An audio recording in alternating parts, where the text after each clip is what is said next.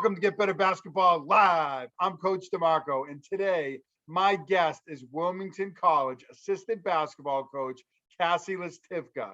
Coach Lastivka is going to discuss a topic that's very near and dear to my heart, defense. You're not going to want to miss this episode. But before we jump into it, make sure you hit that like button down below, turn on your notifications, and subscribe to my YouTube channel for more great video breakdowns each and every week.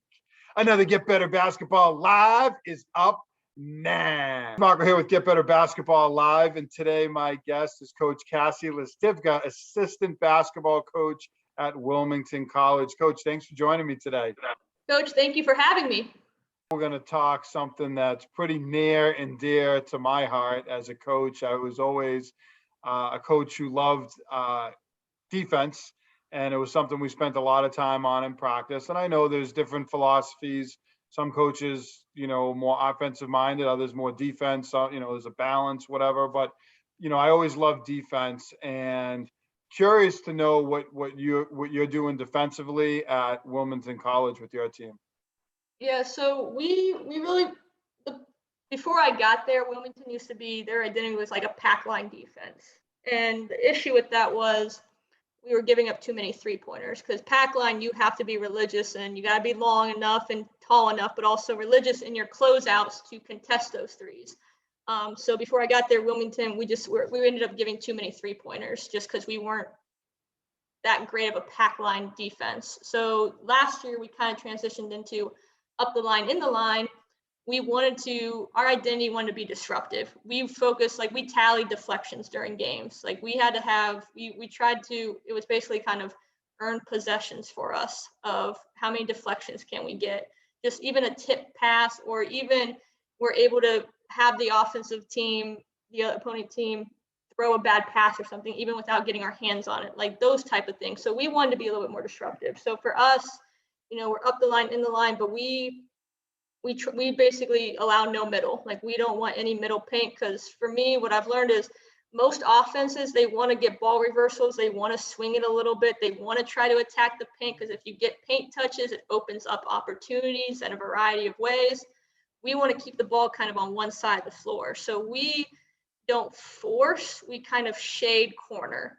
And the reason why we say shade corner is because ultimately you're probably going to get beat a little bit baseline, but we teach our girls how to sprint ahead and cut off and show hands, to where now they're forcing them back to the sideline instead of opening their hips up and giving up baseline. So thinking about, first of all, I love the shading corner. We're going to have to talk more about that, but I wanted to go back to deflections, because that's something that we were a pressure defensive team. And that was something we always, tried to do. And I know Rick Pitino was huge with deflections and kind of charting and setting goals with deflections. So I'm interested. Is that something that you guys will chart in games? And do you set goals for deflections? Is it something you focus in practice, or just really a point of emphasis for your team? Kind of both.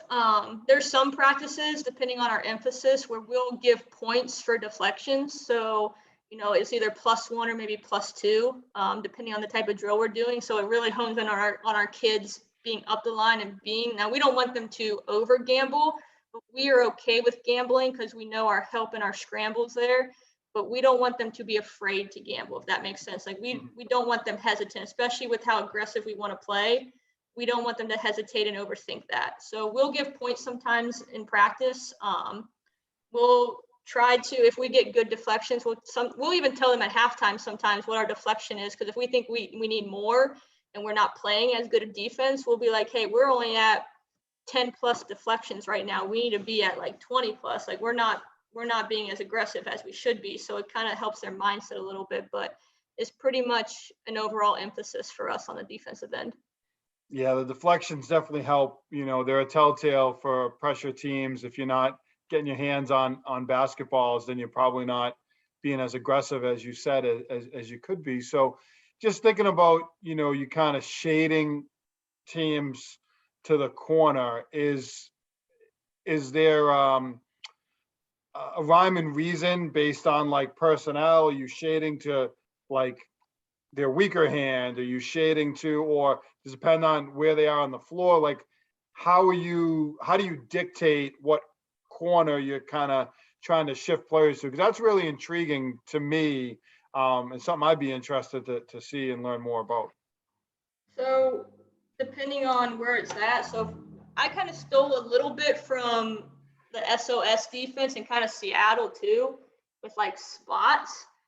So if the ball's on the wing, we'll kind of play straight up, but our outside foot is slightly maybe above her outside foot, but our hips aren't opening up. So we try to teach our girls, and what happens was when I came here, our first step was always back here. It was never out. So we would open up our hips, and now we're giving up this kind of angle to the basket. So what we taught our girls is we want their focus to be out. So that's why we always said shade corner, because their foot in that first step should be pointed towards the corner. So that way it was focusing on their hip movement and their hip angles, to where when they did take that big reach step, they weren't, because that's what happens when you tell kids sometimes, hey, we're shading baseline. You have this whole baseline at the bottom. So shading baseline could be, well, I'm going to open up my hip and go that way. I'm still shading baseline or forcing baseline because she's going baseline, but now I'm at a disadvantage because now she's in a straight line drive. So for us, when we say shade corner, it forces them to actually point their foot to this spot here. So something that I liked, I have the SOS defensive book, and they would actually put spots on the floor like cones. So even like a cone here in the corner, even a cone here at this baseline, because like I said, there'll be times where you give up baseline, but we teach our kids how to cut off and force back to that sideline, because we don't want a drift pass and we don't want anything back into the middle. We want to keep on this side. If the ball is kind of more in the slot area, we will kind of teach them, basically, we want them to go back to half court or over to the sideline. So we don't want any type of drive here in the middle, or we don't want any ball reversals. We want them back to half court or again to the sideline. We want to keep them on one side of the ball as far away from the basket as possible. So again, that's all about their hip movement. So you can easily put cones here to help with, like, even at half court. So a defender knows my foot needs to go towards that cone. It can't go backwards for her hip angle. Coach, could you take us through, you talked a little bit about those off-ball defenders, and that was a great illustration of what you guys are trying to do, and it makes a lot of sense. I really like it. And now thinking about those players who are away from the ball. So, if you put the ball back out on the wing again, could you show us with that player who's maybe one pass away, what that looks like for your team? Because I know there's different ways to approach it in terms of, West Virginia, they really get kind of up the line but really between almost a third of the way their player with the ball and their player. Some teams will be a little bit tighter than that. So I think it fluctuates, but I'm interested to see what your one pass away or two passes away, what does it look like for your other players? Yeah, so we actually have a unique system. We have a stoplight system. So we have yellow players, green players, and red players. And red players are usually like our full out deny. We don't want them touching the ball. So we will actually get a little bit closer to them up the line. Yeah. Our green players we are like completely helping. We're almost like 2 steps over the help line, doubling if needed. Our yellow players are kind of more straight up the line, in our normal spot. So we will actually, it's funny because we'll be unique in our scouting report to where we will label opponent players if they're a red player, a yellow player, or a green player. So our kids kind of know who on the floor is what, and they kind of get their general help. But right now, when we teach it and we implement it in the first couple of weeks, everyone's a yellow player. That way, we have 10 newbies, so they got to really learn the system. But kind of just to give an example, so if the ball is here on the wing, and this is like a general yellow player, she's kind of up the line, in the line, and she has her hand, again, fingers away from the ball so she can tip it down. We want, and I learned this, I'm a big fan of Molly Miller from GCU. Anytime she's talking or there's a clinic or anything, I try to watch it because I've stolen a lot of her defensive concepts that I really love. And I mean, they did a great defensive mark last year, her first year there. So I try to get most of my stuff from her sometimes. And then we'll high 3-quarter. Now, if the ball's in the corner, we actually front the post because that's a really hard pass from the corner to try to get over. Our help side post, again, is 2 passes away, but she is up the line still with her hand big, and we don't want to be flat. Like, I know sometimes when you teach help side defense, you have your pointers and you're kind of flat. We don't want to be flat. We'd rather turn our body, and this is, again, I stole this from Molly Miller. We'd rather turn our body and still have our head kind of on a swivel, but again, be big and show. We want to take up as much space as possible. And if that person were to cut, we're forcing them behind us now. They're not just making a straight line cut in front of our face. And then again, if that ball's on the wing and your opposite wing, you're 2 passes away, you're still up the line, in the line from the ball to your player. But again, we are big and we're showing both hands, but we're not opening. Coach, so a couple other things, and I love everything I'm seeing here. So I have to ask a couple more questions and pick your brain a little bit more. So I guess two aspects, but I'll start with a question that can lead to a lot of discussion. And there's probably good arguments for each method, and that's closeouts. And you probably knew I was kind of heading down that road. There's the choppy feet, high hands. There's the hockey closeouts. That's flyby closeouts. There's just a lot of different philosophies on that. Me personally, I fluctuated. We were definitely taught choppy feet, high hands, but situationally, there was players who were great 3-point shooters. Forget the choppy feet. We were flying up and getting right up under them. So, and I wanted them to drive to the basket because they didn't want to. So we definitely would, adjust our closeouts based on teams. I've talked to other coaches and they're like, we are hockey closeouts now. And that's our method because better recovery. And, pack line coaches I talk to, they're like choppy feet, high hands. I'm like, okay. So I'm just curious what you guys do. And I know there's a good rationale, whatever you do. There's a good reason for it, but just curious. Yeah, so we varied a little bit. We don't chop our feet as much. We like to tell our kids, pretend there's a parachute on your back when you're coming out, and it kind of pulls you a little bit, but you're not chopping your feet as much. It's almost like a stop or a jump type stop, in a sense. We don't go too high hands because sometimes if you come too straight up, you're a little off balance. So we do kind of our one hand in the shooter's vision. So we want one hand basically palm to face in our closeout. We want them to be able to kind of take that shooting vision away. And if they do come up from the shot, you're right there and you can kind of either deflect it or make them overthink it. And then we have our dig hand as well. So it always depends on the shooter. So if you have a left-hand shooter, of course, you're going to go probably your right-hand closeout. If you have a left-hand shooter, you got your left hand high. But I agree. I used to be choppy feet and I grew up like that. And then I realized it's not always the right way. So I'm always open to what other coaches are teaching and kind of what fits our players the best. But I also think choppy kind of puts you at a disadvantage a little bit too, because you don't want to chop your feet on a long closeout. You're already at a disadvantage. So what we teach our players is typically if you're making a long closeout, the first thing that offensive player is probably going to do is drive it because they know the defender is having a long way to travel. So we teach our players to anticipate and actually sprint and beat them to the spot and then kind of just show hands and cut them off. So we don't teach a lot of choppy feet breakdown because you have your long closeouts and your short closeouts, and you don't want to be doing choppy feet on a long closeout.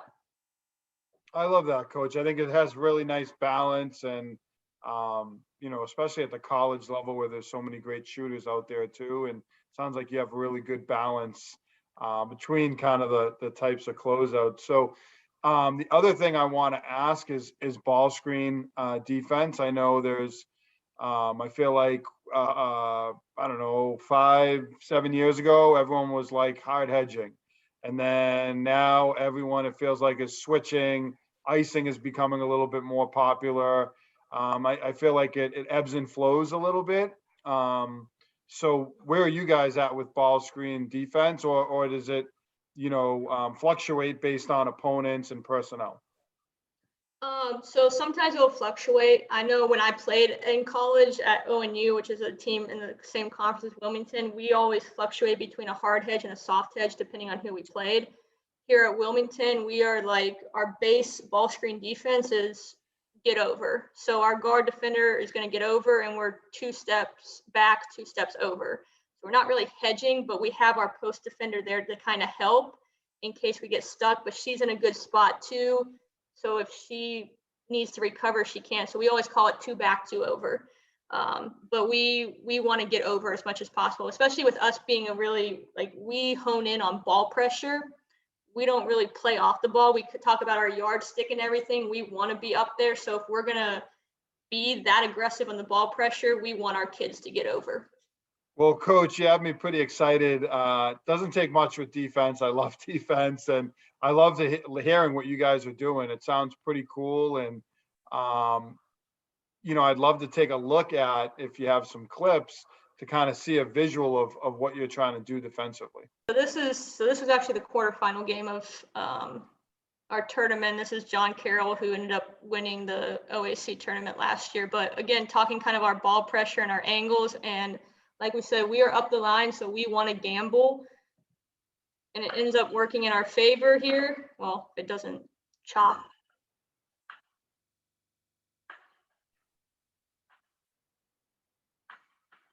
So this is a good example of kind of our ball pressure that we want. Again, we want to force, we cut off, show hands.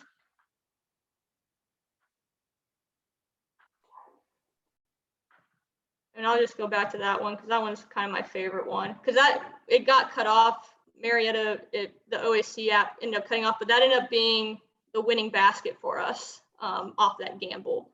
So again, we talk about our ball pressure and everything. We want to suffocate the ball handler. Like this is one of our quicker defenders, but again, we're shading corner. You're gonna end up, that's the one thing. Like when we talk shade corner, you're gonna sometimes give up baseline. I know I draw like that one spot that's right here. So this is gonna be our senior point guard this year, Kennedy. Again, she does a great job of showing hands and kind of sprinting with her defender and then cutting her off. Now she's stuck in basically a dead man zone right here. And then everyone else is kind of scrambling. Again, we'll gamble, and then we end up getting a steal in our favor. So for us, that was what we wanted our identity to be. And we weren't always consistent at it last year, and that's the biggest thing that we want to change this year, is really being consistent at our identity. Because even if we throw in maybe a little zone here and there, we want that identity to be consistent throughout whatever type of scheme defensively we're doing. Yeah, those are great clips. You guys are aggressive. I love it. Getting out in the passing lane, getting those steals, and defense quickly becomes offense. So that's very cool to see. And also the clip where you showed the player kind of throwing her hands out and beating that player to the spot. So really nice example of that. You mentioned sort of your yardstick, and as a pressure coach, I know what you're talking about, but just what does that mean? With ball pressure, what are you telling your players with regard to the kind of yardstick mentality and putting pressure on the basketball? So again, we talk about stealing things from other coaches. I stole that from Molly Miller. And I stole the concept that she does. She calls it tickling the basketball. So like you want your fingertips to literally tickle the basketball. That's how far away you should be. Because if your fingertips are tickling the basketball, you're at a good position to where if they make a move, you can recover. If they want to get a shot off, you're there to contest. You're not too far away, but you're also not too close, suffocating to where you do get beat off the dribble. So and it's funny because how she teaches her yardstick, sometimes she'll get a pool noodle and she'll cut it to the length of like the player, and they will kind of tape it to their arm. So it's forcing them to be like this to keep that consistent yardstick. And I love that concept. And I haven't tried the pool noodle yet because I haven't gone shopping, but I'm like, when I heard that, I'm like, that is perfect. Because sometimes you can teach it, but they'll end up like bending their arms sometimes, or they're shortening it, or they won't be consistent with it. The whole pool noodle thing basically forces them to have to keep it out there. But I like the whole tickling the ball concept. I stole that. We kind of implemented that so our kids know that they need to have their fingertips kind of tickling the ball. That's how far away they should be. Yeah, I love that. And you talk about Molly Miller, and for me, it was Shaka Smart. And he talks about, close enough to touch and putting your hand out there. And of course, when he had Briante Weber, he was the exception. He was closer than an arm's length away because he was so fast and so good on the basketball. So if you have some players that are really that good defensively, they can even get a little bit tighter. But I love that concept. It's easy for players to recognize. Tickling the basketball, that's something that players will remember. And the pool noodle example, that's a good one. And obviously it works because she has good defensive teams. So, just thinking, in terms of defense, for you as a team this year, what is obviously a perfect possession is you get a stop, you secure the rebound, you go the other way and score. But what do you guys need to do defensively to have a perfect possession or a successful defensive possession? What does that what does that look like for your team? If I'm watching from the stands, what things am I going to see out there on the floor? So for us, it's causing disruption. So either the offense is making some bad passes or kind of not on target. We try to take away the first initial kind of start to the opponent's offense. So like if they are an entry into the elbow, we're not allowing that. We want you to have to do something that you typically do not practice. We don't want you to kind of enter it into your typical offense to where all of a sudden now we're trying to be disruptive now that you started your offense. No, we want you to like be completely out of your zone and try something different. So a lot of disruption. Like we talked about, we try to get our fingertips on the ball, but if we don't, it's those bad passes. It's the off-target passes. Something that in my case, a perfect possession is a lot of communication. We're talking scrambles. We're talking on-ball pressure. And then, of course, ending it with a defensive rebound. Now, I get it. There's going to be times where teams score on you. So for us, if we're talking about even if the team scores, we made them earn that. Like it wasn't just a typical kind of they got a free uncontested shot or they got their movement. We basically made them earn that basket, whether it's late in the shot clock or maybe they got something lucky off something else. But they had to work and like tire themselves out to even try to get that look. Well, Coach, I love that. I love everything you're talking about and really disrupting the opponent. That's something that I tried to do as a coach too. So it's very, near and dear to my heart as well. And I know I love, when you're talking about taking them out of their element, they want to come down and getting their horn set and you're pressuring the ball and taking away the elbow. And, now all of a sudden they're scrambling and they're going one-on-one to the basket and firing up a shot. So I think a lot can be said about that. And a lot goes into, this type of defense. And I'd be remiss if I didn't ask just this one last question about defense. From a preparation standpoint, I know it's not one drill. There's so many things that are going into teaching players how to deny the right way and ball screen coverage and off the ball. And there's a lot of different things that are going on in every possession. But what's a favorite drill or something that you do as a team defensively to really improve, as a team? I think personally, I know people have their opinions on like shell defense and everything like that, but I think if you can make progressions of the shell, it helps teach, and that's a big thing.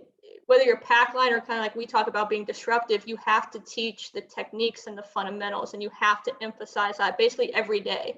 Mm-hmm. So how you progress your shell defense kind of helps with that, whether it's 4-on-4, 3-on-3, or 5-on-5. We'll progress it to where we're focusing on the technique of our closeout. We'll progress it to where they have to shade corner. They can't get beat baseline. We'll progress it to where we'll add a post in there. We're working on our fronting. We're working on our doubling. So I like shell to where, because you can add so many progressions and you can add so many different reads but it also hones in on emphasizing the fundamental and the technique that you're trying to get your players to do. Like, regardless if it's pack line or being up the line, in the line, I think shell is probably the perfect way to kind of hone in on those things. All right, I lied. I'm not a liar, but I did this time because there's one more question I'm thinking of here. As coaches watch this, and as someone who preach defense, I know the commitment and the time that goes into it, but I have to ask you, what does that look like for you in practice as a team? You know, if you have a 2-hour practice, hypothetical, I don't know if you guys practice less, more, whatever it is, but you know, how much time are you spending on you know, offense versus defense? I know there's a lot of SSGs and drills that you hit both offense and defense. Even shell drill, you're working on both sides. But how much emphasis are you putting on defense in practice? So, especially the first week, like I said, and it all depends on your team that you have. So for us, like I said, we have 10 newcomers who do not know our technique and what we're trying to teach. So this week is really kind of honing in our defense. So our first half is mostly our defensive positioning, teaching them our closeout techniques, teaching them their footwork and their movement. And then a little bit of the second half will transition to implementing our new offense and everything like that. But really this first week or so, or a couple days, the majority of the beginning of practice is really technique and how we want to play defense. Because when you have a roster that's half freshmen and newcomers, you really got to be able to teach that. Now, if we got a lot of returners, it probably wouldn't be so heavy on defense in the beginning, but I think you got to weigh in on who you're bringing back and what your roster looks like. So for us, it's going to be defensive heavy in the beginning these next couple days. Well, Coach, I so appreciate what you have shared with us tonight. So many great coaching points, and you know, I'm going to go back and watch this a couple times and take some notes, which I like to do when I talk to coaches. I'm like, really love what they had to say about that, and it gives me a chance to go back and to reflect. And if coaches want to reach out to you, if they have questions about anything that you talked about tonight, is there a way that they can connect with you either on social media or email or whatever other way? Yeah, so my email can be found on our website, but my Wilmington email is Cassie_Lastivka at wilmington.edu. My social media handle is at _Coach Cass. If they want to reach me by phone, I'm happy to give my cell phone number out too. Just shoot me an email and I'll be happy to email or send my cell phone, or even DM me on Twitter and I'll send my cell phone out, because I'm big on texting too, because with recruiting and everything, I'm already on my phone as much. So I'm okay with a simple phone call or a text as well. Well, that's awesome, Coach. I know some coaches are going to be taking advantage and you know, reaching out to you. And I feel fortunate I had a chance to, we've done this once before, and feel fortunate I had a chance to talk hoops with you once again, and hopefully in the future. But best of luck with your upcoming season.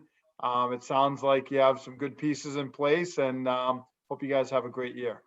Well, thank you, Coach. I appreciate it. And I always love hopping on and talking hoops with you too. All right. Well, thank you. Thank you.